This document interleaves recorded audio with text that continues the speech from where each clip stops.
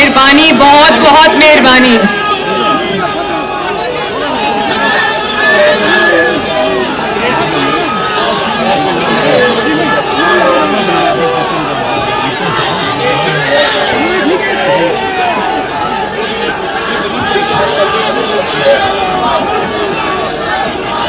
बिस्मिल्लाहिर्रहमानिर्रहीम। पीडीएम के कारकुनों को, पीडीएम के कायदीन को मरियम नवाज शरीफ की तरफ से अस्सलाम वालेकुम। आप सबको शाबाश। जितनी तपती हुई धूप में आप लोग किसी साए के बगैर, किसी कुर्सी के बगैर जिस तरह सुबह 10 बजे से यहाँ मौजूद हो, मैं आप सबके जज्बे को दिल की गहराइयों से सलाम पेश करती हूँ।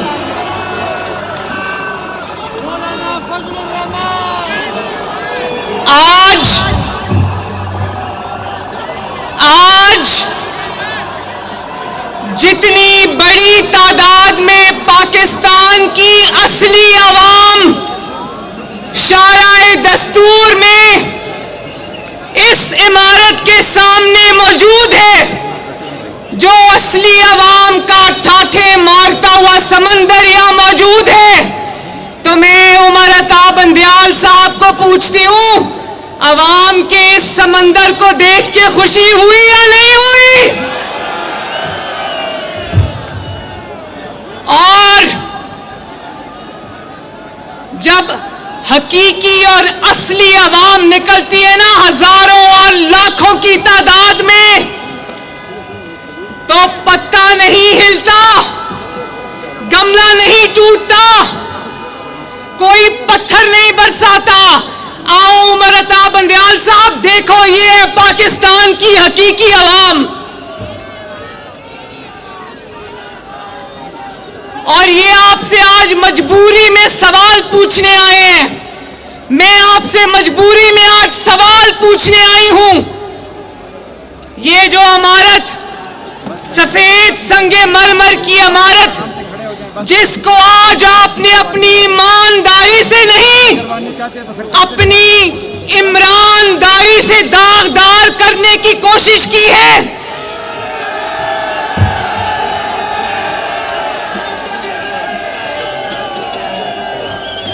ये कौम आपसे सवाल पूछने आई है।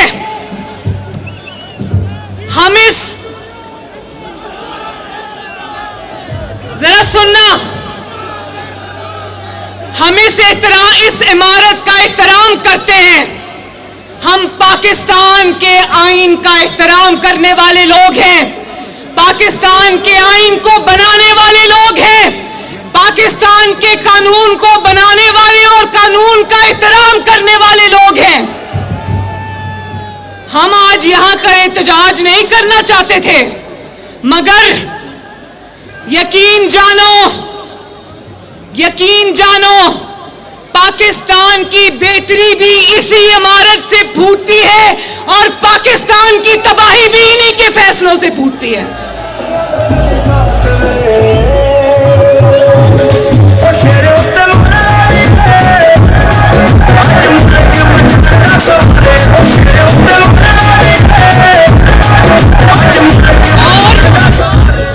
और मैं ये कहना चाहती हूं, पीडीएम के कारकुनों से भी कहना चाहती हूं, पाकिस्तान के अवाम से भी कहना चाहती हूं, और मुअज़्ज़िज़ जज हजरात से भी कहना चाहती हूं कि हम जजेस का एहतराम करते हैं, हम अदलिया का एहतराम करते हैं, कानून का एहतराम करते हैं।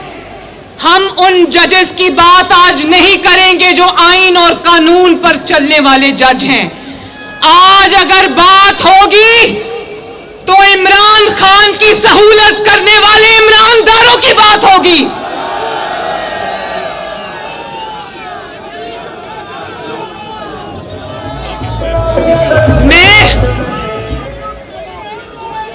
मेरे भाइयों और बहनों, मुझे इस बात का जवाब दो, ये जो इमारत हमारे सामने खड़ी है, इस इमारत से तो मजलूम को इंसाफ मिलना था ना।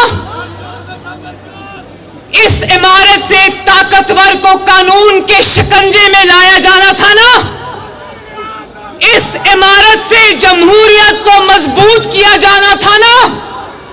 ये पार्लियामेंट हाउस है, इस इमारत से तो चाहिए था कि पार्लियामेंट की मजबूती की, पार्लियामेंट की तवानाई की आवाज बुलंद होती।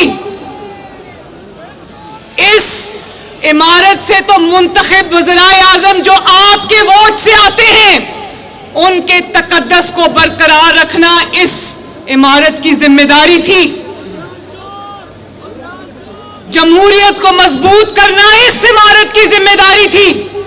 दहशतगर्दों को कटहरे में लाना इस इमारत की जिम्मेदारी थी। फितना और इंतशार फैलाने वालों को उनके अंजाम तक पहुंचाना इस इमारत की जिम्मेदारी थी।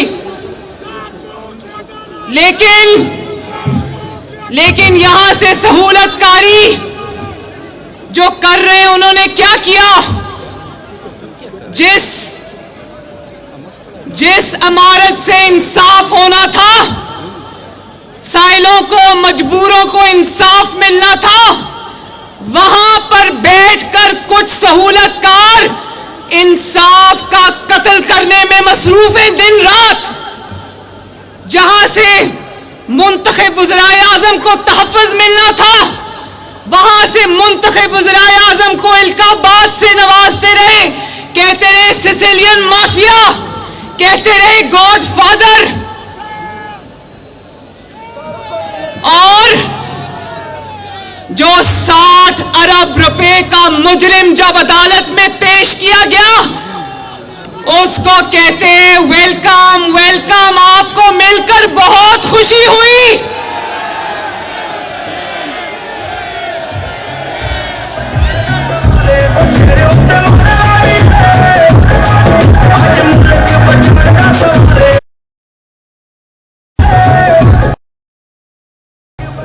पार्लियामेंट जो कि तमाम इदारों की मां होती है, जहां से आईन ने जन्म लिया, जहां से कानून ने जन्म लिया,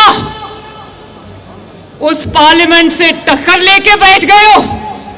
अभी तो पार्लियामेंट ने कानून बनाया ही नहीं था, अभी तो मां के पेट में कानून था और तुम उस कानून पे सांप बन के बैठ गए हो। तुम्हारा काम कानून की और आईन की तशरीह करना है, उसको इंप्लीमेंट करना है, उसको रोकना तुम्हारा काम नहीं है। लोगों में पार्लियामेंट की बात करती हूं तो मैं आपकी बात करती हूं, मैं आपके हक की बात करती हूं, मैं उन नुमाइंदों की बात करती हूं जिनको वोट देकर आप पार्लियामेंट और पार्लियामान के अंदर भेजते हो।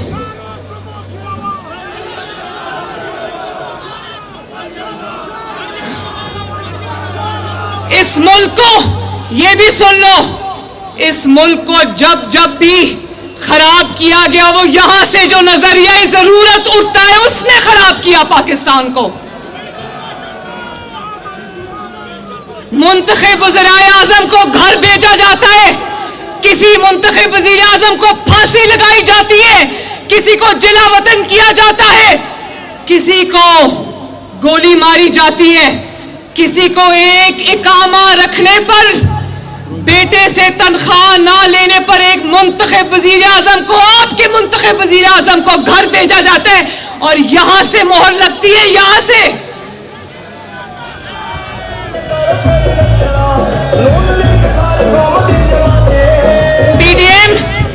पीडीएम के कारकुनों, अब मुझे हाथ उठा के बताना, बाएं से भी, दाएं से भी, आगे से भी, पीछे से भी, क्या तुम लोग गवाही देते हो कि इस मुल्क में 4 आमरीयतें आई, 4 बार इस मुल्क पर शब खून मारा गया, इस मुल्क के मुकद्दस आईन को लपेटकर रद्दी की टोकरी में फेंका गया। यहां से लोगों ने एलएफओ और पीसीओ के हल्फ उठाए या नहीं उठाए? क्या एक भी आमिर ऐसा है जिसको इस इमारत में किसी काले रोब पहनने वाले ने घर भेजा हो? बताओ, क्या एक भी आमिर को इन्होंने घर भेजा? हमेशा आमिरों की खातिर नजरिया जरूरत को जिंदा किया। पहला आमिर आया, पहला मार्शल लॉ आया तो ठप्पा यहां से लगा। दूसरा मार्शल लॉ आया तो ठप्पा यहां से लगा। तीसरा मार्शल लॉ आया तो ठप्पा यहां से लगा। चौथा मार्शल लॉ आया तो ठप्पा यहां से लगा। और आज जबकि हमारी फौज मार्शल लॉ लगाने को तैयार नहीं है, जमहूरियत आइन और कानून के साथ खड़ी है, तो आज पाकिस्तान का 5वां martial law, judicial martial law भी यहां से लगा है।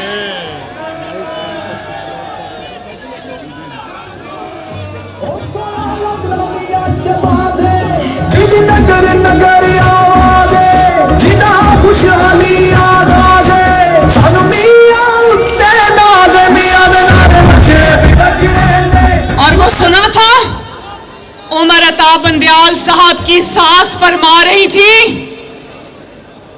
और वो ख्वाजा तारिक रहीम साहब उनकी वाइफ से बात कर रही थी। ख्वाजा तारिक रहीम साहब जो इमरान खान के वकील हैं, दोनों कहती हैं ये हाल देख लो चीफ जस्टिस की मदर इन लॉ का, चीफ जस्टिस की सास का हाल देख लो। बात क्या हो रही है? जमहूरी मुल्क में रहते हैं, जमहूरियत का नाम लेते और बात क्या कर रहे हैं? पाकिस्तान के इंसाफ की सबसे बड़ी कुर्सी पे बैठे उसकी सास, क्या बात, कॉन्वर्सेशन क्या हो रही, गुफ्तगू क्या हो रही है? गुफ्तगू ये हो रही है कि ये कमबख्त तो अब मार्शल लॉ भी नहीं लगाते। बोलो शेम।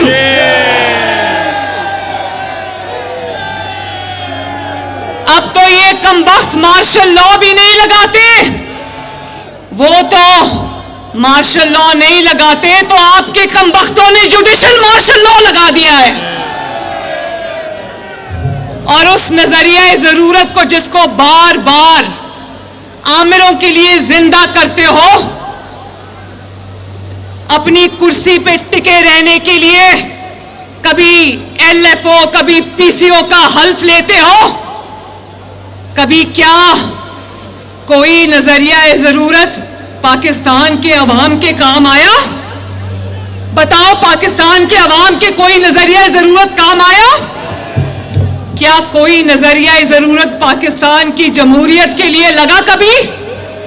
पाकिस्तान के जो लाखों लोग, बेगुनाह लोग जेलों में कैद हैं, अडयाला जेल में कैद हैं, पाकिस्तान की तूलो अर्ज में फैली हुई जेलों में कैद है, कभी कोई नजरिया जरूरत उनके लिए भी जिंदा हुआ?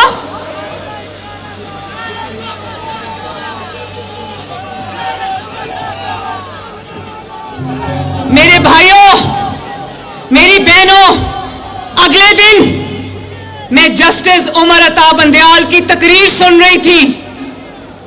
हवाला देते जस्टिस कॉर्नेलियस का और ताबेदारी करते हैं जस्टिस मुनीर की।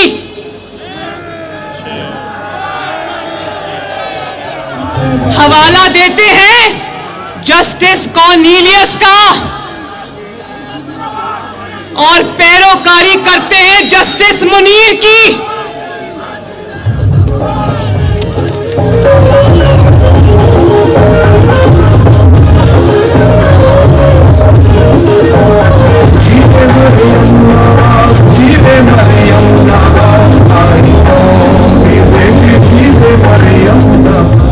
उमर अता बंदयाल साहब, जिस कलम को आप बेदर्दी से ईमानदारी के लिए चलाते हैं, इंसाफ का खून करने के लिए चलाते हैं, आइन को तोड़ने के लिए चलाते हैं, आइन को रीराइट करने के लिए चलाते हैं, आपकी इत्तला के लिए अर्ज है कि आपके उस कलम को ताकत जो है वो पाकिस्तान के आइन ने दी है, पाकिस्तान की पार्लियामेंट ने दी है, पाकिस्तान के मुंतखब वज़ीर आज़म ने दी है। आपके उस कलम को ताकत आपके मुंतखब नुमाइंदों ने दी है। हम 75 साल के हो गए पाकिस्तानियों, मगर हमारी किस्मत नहीं बदल सकी इनके, क्योंकि आपकी किस्मत नहीं बदल सकी। 23 करोड़ अवाम की किस्मत नहीं बदल सकी, क्योंकि इस बिल्डिंग में कुछ लोग जो बैठते हैं उनकी नीयतें ठीक नहीं है।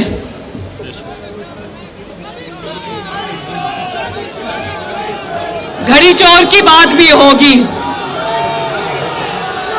जानते हो घड़ी चोर को तोशाखाना चोरी में भी जमानत मिल गई है,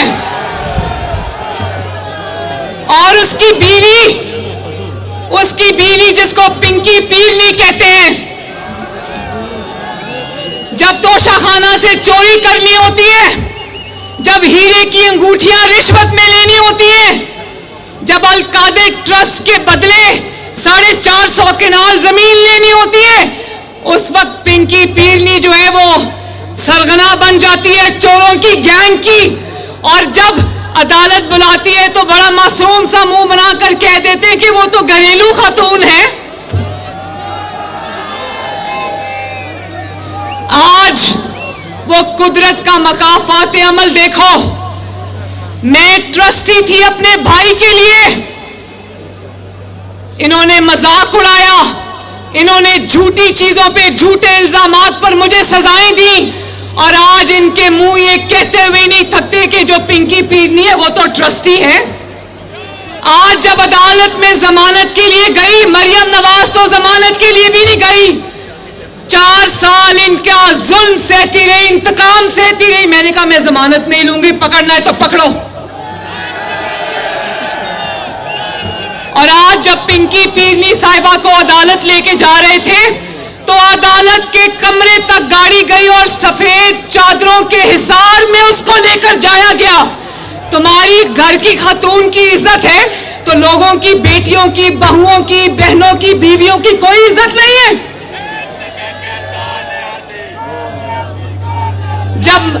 जब तुम इक्तदार में थे और लोगों की बेटियों को धक्के खाते हुए कानून की जो अदालतें थी उनकी राहदारियों में लेकर जाते थे, धक्के खाते हुए वापस लाते थे, तब तुम्हें नहीं पता था कि ऊपर एक अल्लाह ताला भी बैठा है जो एक एक चीज का हिसाब रख रहा है।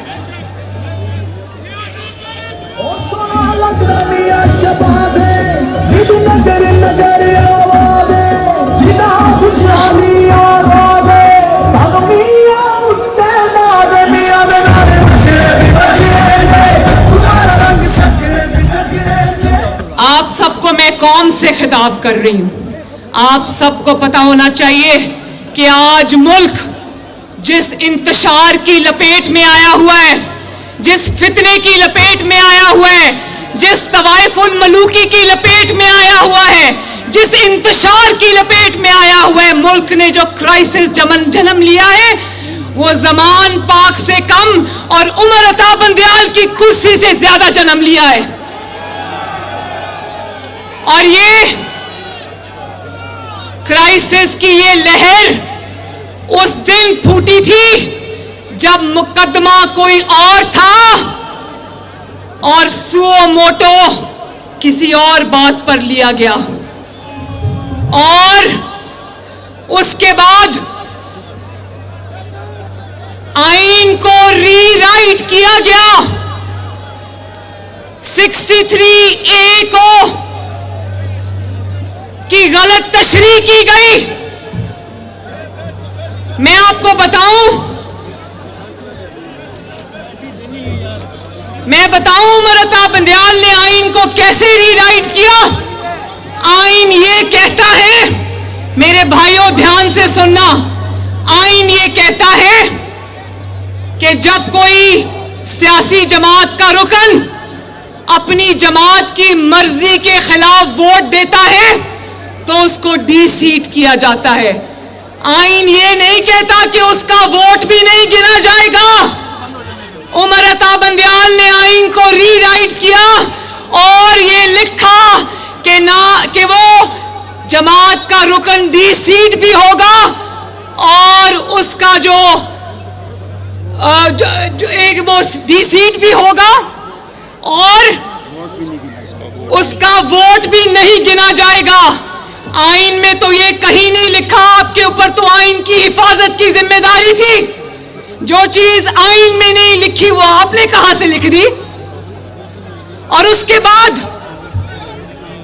बाद मेरे भाइयों, 4-3 के फैसले को अपनी कुर्सी के, अपनी ताकत के गलत इस्तेमाल से 3-2 के फैसले में बदला और फिर हमें कहा कि 4-3 के अक्सरियती फैसले को ना मानो और 3-2 के अकलियती फैसले को मानो। अब मुझे हाथ उठा के बताओ कि फैसला अक्सरियती होता है या अकलियती होता है?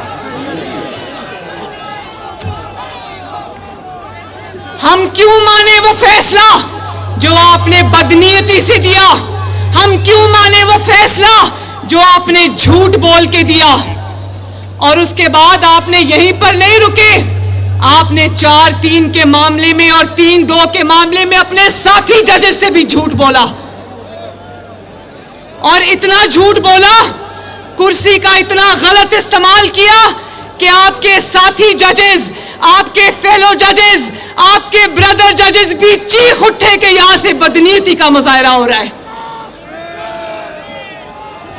आपने इमरान की इतनी ज्यादा और डिट्टाई से सहूलतकारी की उमर अता बंदयाल साहब कि आपके फेलो जजेस को लिखना पड़ा कि आप जज नहीं है, you are politician in robes. यानी कि काले जो गाउन आप पहनते हो उसमें छुपे हुए आप एक सियासतदान हैं। और कहा आपके फेलो जजेस ने, मरियम नवाज ने नहीं कहा, पीडीएम ने नहीं कहा, वकला तंजीमों ने नहीं कहा, ऑपोजिशन ने नहीं कहा, हुकूमत ने नहीं कहा, आपके ब्रदर जजेस जो आइन और कानून का पास रखने वाले जजेस हैं, उन्होंने कहा कि आपने अपनी कुर्सी और इख्तियार का गलत इस्तेमाल किया, आपने सुओ मोटो के इख्तियार का गलत इस्तेमाल किया और उन्होंने कहा कि आपने गलत इस्तेमाल से आपने पूरे सुप्रीम कोर्ट को वन मैन शो बना दिया। क्या बना दिया? और आपने इतनी ईमानदारी की, इतनी सहूलतकारी की, आइन और कानून का इस डिट्टाई से कत्ल किया कि लोगों के सर शर्म से झुक गए। पहली बार आपकी इस ईमानदारी की वजह से पहली बार सुप्रीम कोर्ट जैसी मुकद्दस अदालत में, सुप्रीम कोर्ट के अंदर इस वक्त बगावत की सी सूरत हाल का सामना है। जजेस एक दूसरे के खिलाफ फैसले दे रहे हैं। हमने क्या फैसला मानना है? पहले तो आपके साथी जजेस आपके फैसले नहीं मान रहे।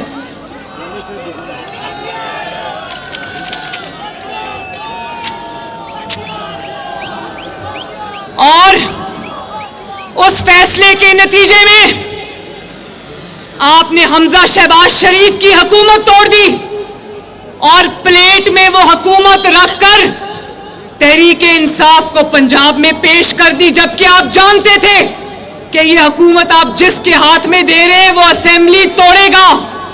और मेरे भाइयों, ये बात बाद में कौम को पता चली कि ये बहुत गहरी साजिश हुई है पाकिस्तान के साथ। लोगों को पता चला कि उसमें असेंबली तोड़ने में सिर्फ इमरान खान शामिल नहीं था, सिर्फ परवेज इलाही शामिल नहीं था, उसमें यहां पर शारे दस्तूर में बैठा हुआ सदर पाकिस्तान भी शामिल था, आरिफ अलवी भी शामिल था, जिसने अपने पास बिठाकर जनरल बाजवा के साथ यह फैसला कराया कि पंजाब असेंबली टूटेगी और इलेक्शन अनाउंस होगा। लेकिन कौम ये नहीं जानती, कौम ये नहीं जानती कि उसका एक सबसे बड़ा किरदार उस साजिश का, इमरान का तो आपको पता चल गया, पूरी कौम जानती है, बाजवा साहब का आपको पता चल गया, पूरी कौम जानती है, सदर अलवी का आपको पता चल गया, पूरी कौम जानती है। आज मेरे से सुन लो, उस साजिश का सबसे बड़ा छुपा हुआ और घिनौना किरदार है उमर अता बंदयाल, जिसने जाहिर है असेंबली तोड़नी थी तो उससे पूछा गया ना कि असेंबली तोड़नी है तो तुम इलेक्शन दोगे। उसने कहा बेफिक्र हो कि असेंबली तोड़ो, मैं तुम्हें इलेक्शन दूंगा। और कल इलेक्शन होना था 14 मई को। मैं उमर अता बंदयाल से पूछती हूं, अवाम इतनी बेचैन थी इलेक्शन के लिए तो कल अवाम निकली क्यों नहीं वोट डालने के लिए? अगर उमर अता बंदयाल साहब के कहने पे कल इलेक्शन होता तो मेरे भाइयों नंबर 1 पे कौन आता? नंबर 1 पे आता सर पे पहनने वाली कूड़े वाली बाल्टी। नंबर 2 पे कौन आता? टांग वाला प्लास्टर। नंबर 3 पे क्या आता? नंबर 3 पे आती व्हील चेयर। और रनर अप कौन होता? ऑक्सीजन मास्क, जिसको गिरफ्तारी होते ही ये लोग ऑक्सीजन मास्क मुंह पे लगा लेते हैं। ये तो हाल है जिसकी सहूलतकारी उमर अता बंदयाल कर रहा है।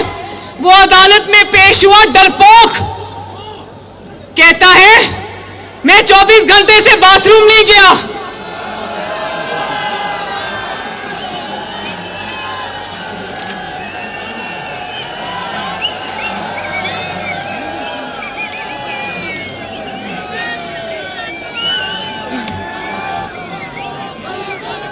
मेरे भाइयों, इंतशार की आग जमान पाक से कम लगी है, उमर अता बंदयाल के दफ्तर से ज्यादा लगी है।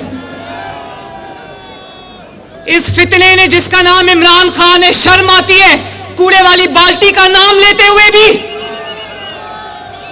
इस शख्स ने असेंबली तोड़ी, नाकाम हुआ। इस्तीफे दिए, नाकाम हुआ। लॉन्ग मार्च किया, नाकाम हुआ। जेल भरो तहरीक चलाई, नाकाम हुआ। और कौन मदद को आया? कौन आया मदद को? मैं भी सुनूं। आवाज नहीं आई। कौन आया मदद को? कौन? उमर अता बंदयाल साहब सुने, कौम को बताने की जरूरत नहीं। उनको पता है कि जब 2016 का लॉकडाउन नाकाम हुआ तो वो जो अंदर छुप के बैठा है खोसा, साकिब निसार तो आज मुंह दिखाने के काबिल नहीं है ना। तहरीके इंसाफ की टिकटें ब्लैक करता हुआ पकड़ा गया है। उसका बेटा तहरीके इंसाफ की एक टिकट का 1.25 करोड़ रुपया मांग रहा था। साकिब निसार को तो पूरी कौम जानती है, लेकिन आपका साकिब निसार से बड़ा मुजरिम जो छुप के घर में बैठा, उसका नाम है जस्टिस आसिफ सईद खोसा। इमरान का लॉकडाउन जब नाकाम हुआ तो उसने कहा मारे मारे क्या फिरते हो, मेरे पास दरखास्त लाओ, मैं अभी नवाज शरीफ को तुम्हारे सियासी रास्ते से हटाता। और उसने हटाया। हमारे लिए तो JIT बनी थी।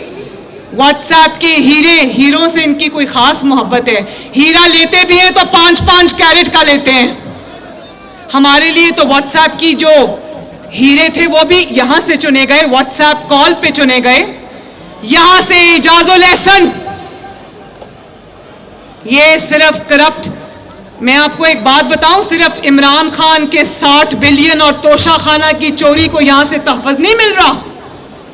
ये करप्ट नेक्सस का तहफ़्फ़ुज़ है। एक साइड पे इजाजुल एहसन बैठा है जिसकी करप्शन की दास्तानें पूरे पाकिस्तान में मशहूर है। वो सामने कौन सा टावर है? सामने कौन सा टावर है? सामने वो देखना, मुड़ के जरा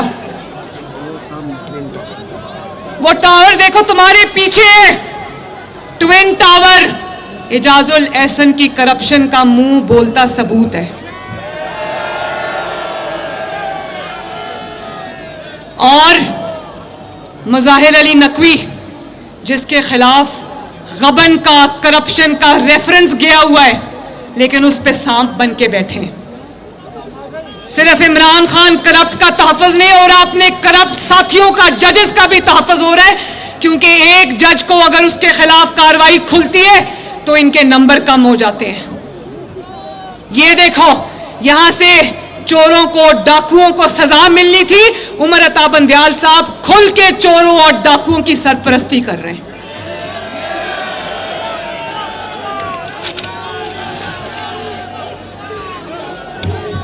और आज जो पाकिस्तान में आपने देखा मेरे भाइयों, आज आप पुरअमन एहतजाज कर रहे हो, हजारों की तादाद में, लाखों की तादाद में लोग निकले, पत्ता नहीं टूटा, गमला नहीं टूटा, किसी दरख्त को नुकसान नहीं पहुंचा, किसी ग्रीन बेल्ट को नुकसान नहीं पहुंचा, कोई पुलिस की गाड़ी नहीं चलाई, कोई रेंजर्स की गाड़ी नहीं चलाई।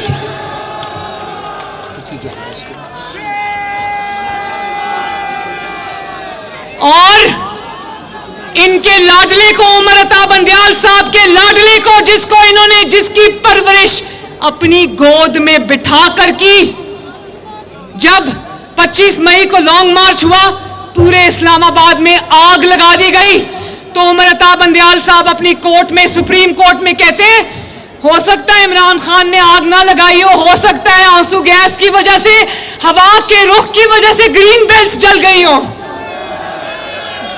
तो मुझे बताओ, ये अभी भी मई का महीना है ना, आज ग्रीन बेल्ट्स में आग क्यों नहीं लगी? क्योंकि ये कोई फॉरेन फंडेड फितने नहीं है, पाकिस्तान को डिस्टेबलाइज करने के लिए लॉन्च नहीं है, पाकिस्तान से मोहब्बत करने वाले लोगों का इज्तिमा है। उसको कहा कि तुम्हारा कसूर नहीं है, आंसू गैस की वजह से आग लग गई होगी। उस फितने को पालते रहे, पोसते रहे, बढ़ावा देते रहे, और क्या हुआ? उसका नतीजा ये हुआ कि अभी 3-4 दिन पहले पाकिस्तान की 75 साला तारीख में जो नुकसान हमारा दुश्मन नहीं कर सका, जो मजमूम हरकतें भारत नहीं कर सका, जो पाकिस्तान की दहशतगर्द तंजीमें नहीं कर सकी, जो कलअदम तंजीमें नहीं कर सकी, वो कुछ इनके पालतू इमरान खान ने करके दिखा दिया।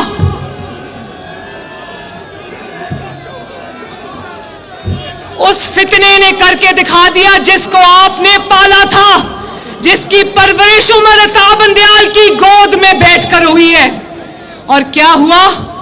पाकिस्तान की कौम के दिल पर हमला हुआ, जब सारी हमारी दफाई तंसीबात को आग लगा दी गई, रेडियो स्टेशन को जला दिया गया, मवेशियों के फार्म्स में जिंदा जानवरों को जला दिया गया, अस्पतालों में आग लगा दी गई, एम्बुलेंसेस को आग लगा दी गई, पुलिस वालों को मारा गया, रेंजर्स की, पुलिस की गाड़ियां तोड़ी गई। और अब और दुख की दास्तान सुनो, मेरा दिल खून के आंसू रोता है। वो जो कोर कमांडर हाउस को जलाया, वो कोर कमांडर हाउस बाद में था, पहले कायदे आजम मोहम्मद अली जिन्ना का घर था। वो जिन्ना हाउस था जिसको कायदे आजम ने अपने पैसों से खरीदा था। शर्म करो इमरान खान, शर्म करो, शर्म करो उमर अता बंदयाल, शर्म करो। भारत के अंदर जो कायदे आजम का घर है वो आज महफूज है, लेकिन इस कौम को, इस मुल्क को जन्म देने वाला कायदे आजम मोहम्मद अली जिन्ना, उसके घर को इन बलवाइयों ने आग लगा दी। कायदे आजम का ना सिर्फ घर जला, कायदे आजम की यादों को भी इन्होंने आग लगा दी। और मेरी बात सुनो, हम जितने भी एंटी एस्टैब्लिशमेंट हो, हमने भी एस्टैब्लिशमेंट के किरदारों पे तनकीद की थी। नवाज शरीफ वो पहले शख्स थे जिन्होंने पीडीएम के गुजरांवाला के जलसे में जनरल फैज हमीद का नाम लिया, और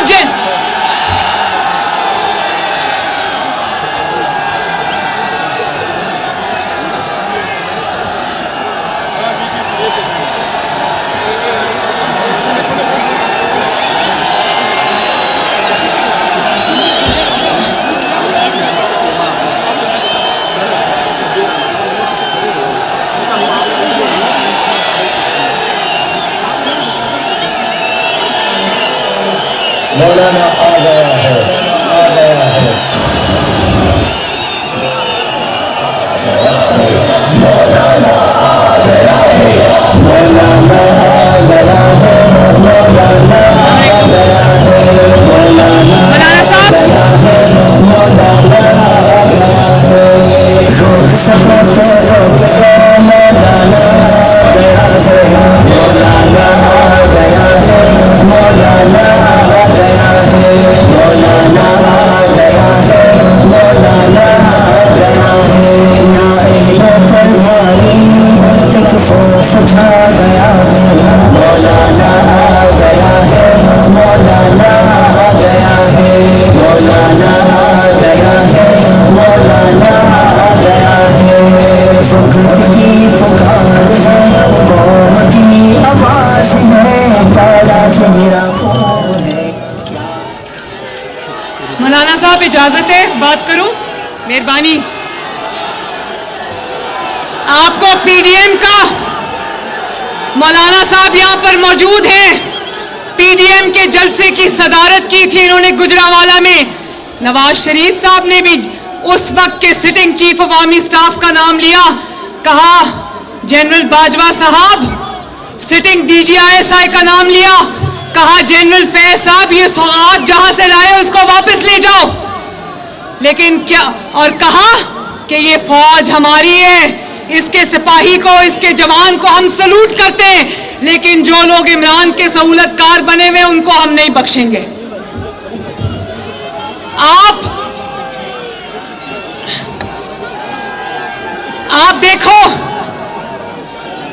देखें जो जीएचक्यू पर पहला हमला तहरीके तालिबान पाकिस्तान ने किया और जीएचक्यू पे पाकिस्तान की तारीख का दूसरा हमला इसके पालतू इमरान खान ने किया।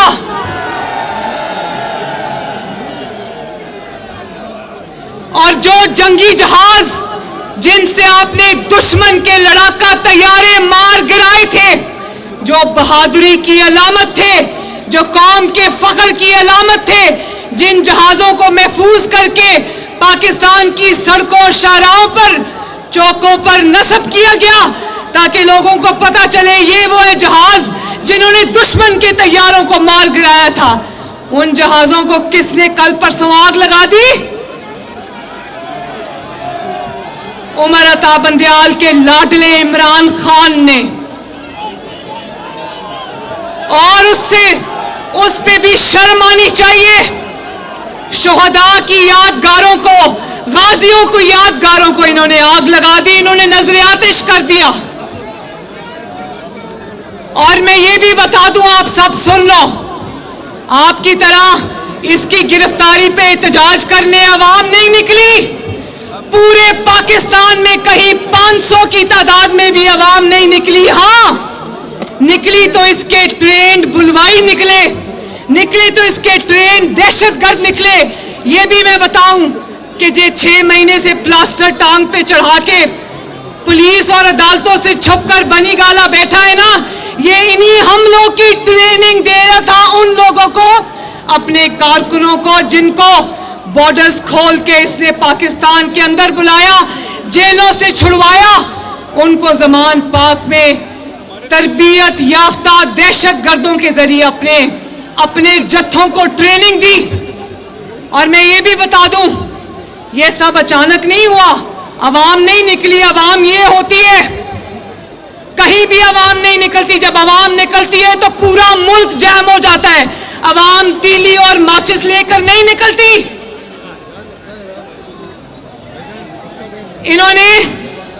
इन्होंने क्या किया? मास्टर माइंड उन हमलों का उमर अता बंदयाल का लाडला इमरान खान था। 6 महीने से जो जमान पाक में छुपकर बैठा है ना, इसने टारगेट सेट किए हुए थे। इसने बताया हुआ था, अपने लोगों को लिस्टें बनाई हुई थी कि जिस दिन मेरी गिरफ्तारी हो, तुम लोगों ने, ये है तुम्हारे टारगेट, तुमने यहां जाकर सीधे हमले करने, आग लगानी है। और आप देखो, मैं लाहौर की बात करती हूं। लाहौर में जब ये कोर कमांडर हाउस में और शुहदा की यादगारों पर हमले के लिए गए, रास्ते में कई सिविलियन इमारतें आती हैं, रास्ते में कई सरकारी इमारतें आती हैं, रास्ते में कई रियासती इमारतें आती हैं, सियासी इमारतें आती हैं, हुकूमती इमारतें आती हैं। वहां नहीं गए, सीधे अपनी दिफाई तनसीबात पर गए। जो टारगेट मिला हुआ था, जो हुक्म मिला हुआ था, वहां गए और हमले किए। मुझे बताओ, ये अचानक हो जाता है? इसके लिए जितनी बर्क रफ्तारी से हमले हुए, उसके पीछे 6 महीने की प्लानिंग है। क्योंकि सियासी हर चाल नाकाम हुई, पिट गई, तो फिर इन्होंने ये दहशतगर्दों वाला तरीका पकड़ा। और उस दिन उमर अता बंदयाल के सामने जब वो पेश हुए, तो क्या उमर अता बंदयाल साहब ने उनसे ये पूछा? ये तो कह दिया आपको मिलकर बहुत खुशी हुई, 60 अरब के डाकू। ये नहीं पूछा कि पाकिस्तान पूरे में शोहदा की यादगारें, गाजियों की यादगारें, कायदे आजम का घर जला के आए हो, आपसे मिलकर बड़ी खुशी हुई।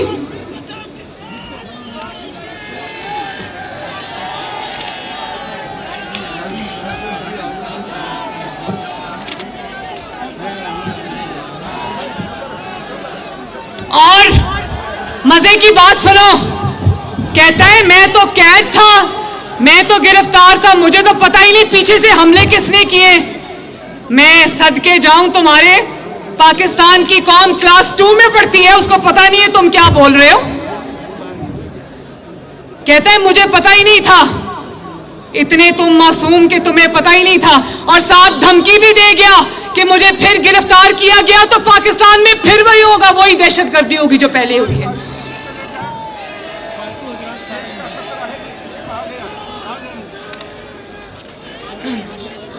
कहता है मैं जेल में था, पाकिस्तानी कौम तुमसे पूछती है तुम्हारी तो तारीख दहशतगर्दी और तखरीबकारी से भरी पड़ी है, तुम्हारी तो पूरी हिस्ट्री दहशतगर्दी और तखरीबकारी की है।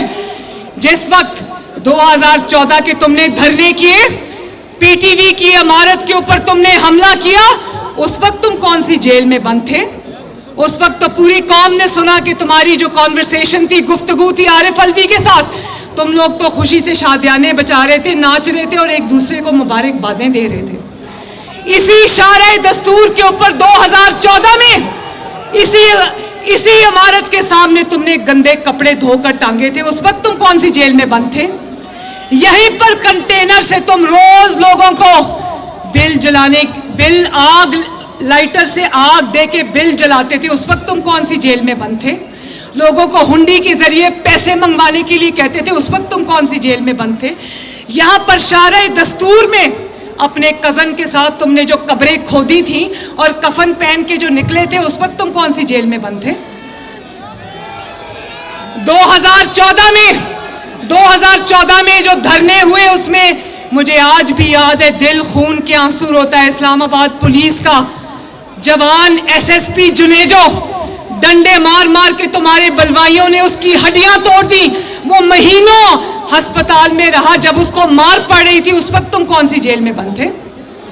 अभी जब जमान पाक में ऑर्डर लेकर पुलिस गई तुम्हें गिरफ्तार करने के लिए, तुम्हारे घर के अंदर से, जहां तुम बार बार कहते कि एक मेरी खातूने खाना अकेली थी, उस अकेली औरत के घर से पेट्रोल बमों से कानून नाफिज करने वाले इदारों पर हमला हुआ, उस वक्त तुम कौन सी जेल में बंद थे? पुलिस वालों के सर तोड़े गए, उनकी आंखें फोड़ी गई जमान पाक के अंदर से, तुम्हारे ट्रेन दहशतगर्दों की तरफ से, तुम्हारे ट्रेन बलवाइयों की तरफ से। मुझे बताओ, उस वक्त तुम कौन सी जेल में बंद थे? कौन सवाल पूछती है? लोगों को बेवकूफ ना समझो, हम क्लास 2 में नहीं पढ़ते। और फिर कहता है, कल मैं सुन रही थी ISPR को, कहता है कि ISPR को सियासी जमात बना लेनी चाहिए और सियासत में हिस्सा लेना चाहिए। तो मैं सोच रही थी ISPR वाले सोचते होंगे कि जो 2011 में सियासी जमात बनाई थी, पहले उसको तो भुगत लें, फिर दूसरी सियासी जमात बनाने का सोचेंगे। उसी का गंद हम साफ कर लें तो बड़ी बात है। और रेंजर्स पे मुकदमा बनाने का कह रहे, तुम्हें तो रेंजर्स का शुक्रिया अदा करना चाहिए। जो टांग तुम्हारी 6 महीने से ठीक नहीं हो रही, वो रेंजर्स ने 2 घंटे में ठीक कर दी।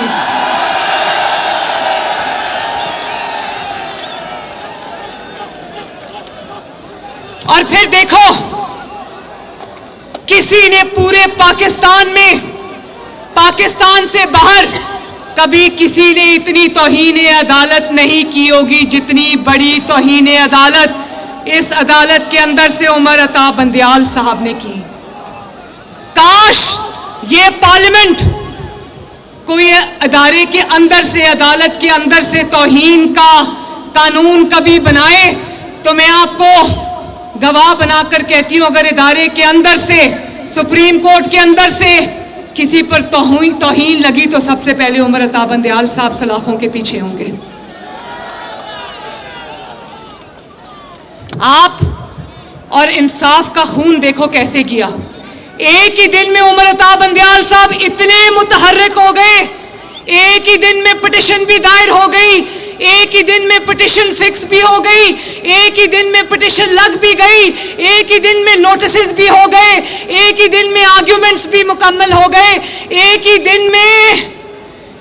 ही दिन में बरसात की तरह जमानतों की बारिश भी हो गई और उसी दिन में रिहाई भी मिल गई।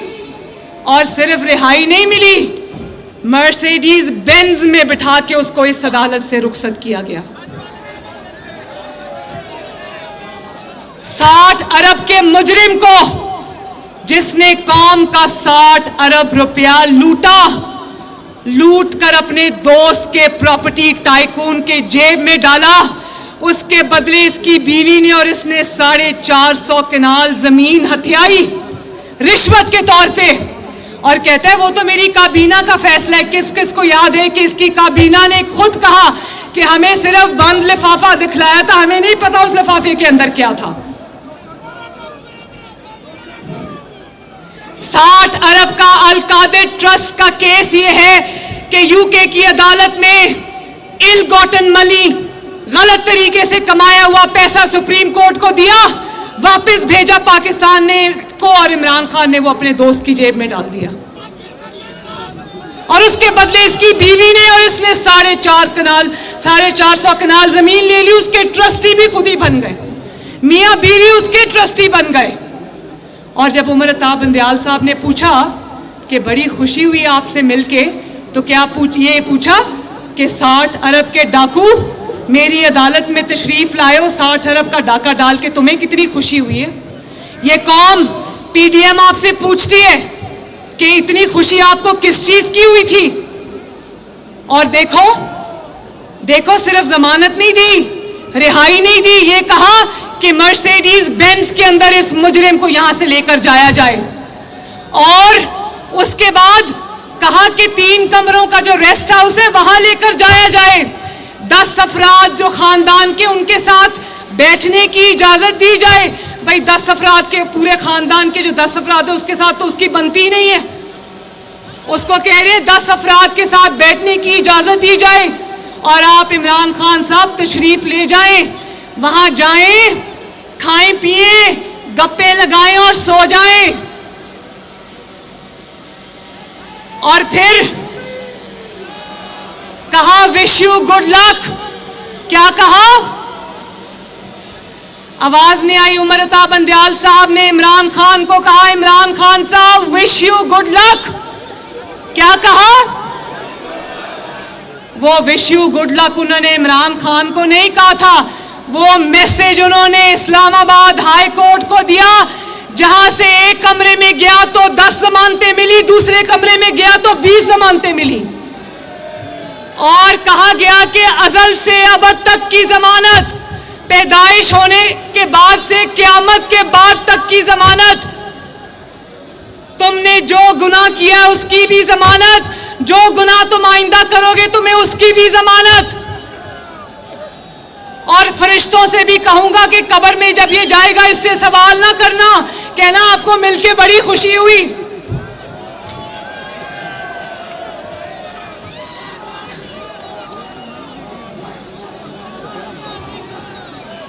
जमानत के कानून का पूरी दुनिया में, किसी दुनिया की अदालत में इतना घिनौना मजाक जमानत के कानून का नहीं हुआ होगा जो यहां से उमर अता बंदयाल ने किया उस दिन।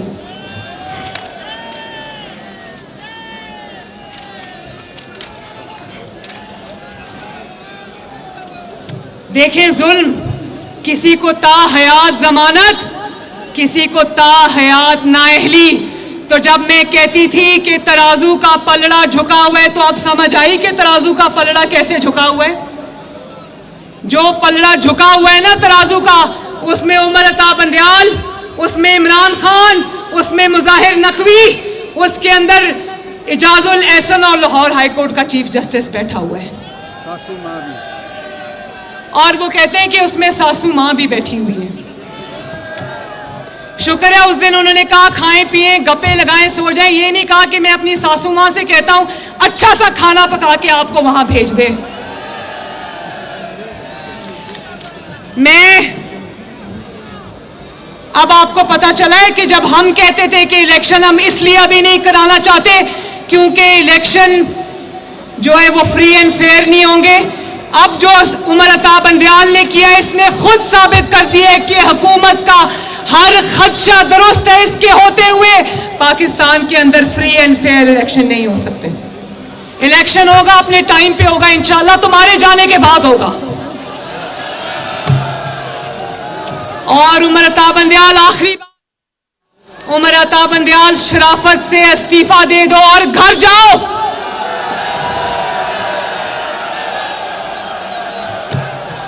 वरना तुम्हें ये कौम बहुत बुरी तरह कटहरे में खड़ा करने वाली है। और अब सिर्फ शराफत से घर नहीं जाना, कौम की वो मराद जो उसने अपना पेट काट के तुम्हें दी, वो तनख्वाह जो तुम महीने की लाखों में मिलियंस में लेते हो, तुम्हें खून पसीने की कमाई से कौम ने इसलिए दी थी कि तुम अपने फैसलों से कौम का बेड़ा गर्क करो। वापस करो वो मराहत, वापस करो वो तनख्वाहें और अपने आप को कानून के हवाले करो, इस्तीफा दो और घर जाओ। क्या आप लोग इसके इस्तीफे की तायीद करते हो? सब इधर से इधर तक, आगे से पीछे तक, क्या आप लोग उमर अता बंदयाल जो कि एक ईमानदार नहीं इमरानदार जज है, इमरान का सहूलतकार है, इमरान को रिलीफ देता है, इमरान के लिए कोर्ट में बैठा है, इमरान के लिए करप्ट नेक्सस को ये प्रोटेक्ट कर रहे, क्या आप उसके इस्तीफे की डिमांड करते हो? आई रेस्ट माई केस। पाकिस्तान जिंदाबाद।